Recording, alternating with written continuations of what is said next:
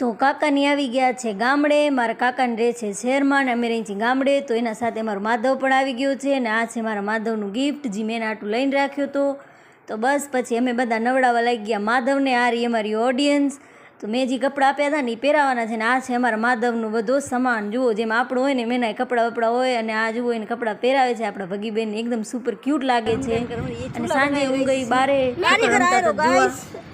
આ રહ્યો કારીગર ચૂલાનો તું કારીગર અને આ અમારા ડબલાનો ઉદ્ઘાટન જસ્ટબિન કરી નાખ્યું. આ કાચા માલમાંથી આવો તૈયાર માલ કરી દેવામાં આવશે.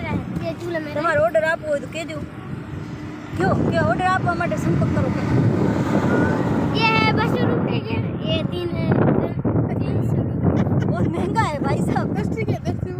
ये है 40 रुपए का. ये क्या है पर આની હિન્દી સાંભળીને તો મારો મગજ ફરી જશે. અને સાંજના પછી મેં બનાવી લીધું જમવાનું.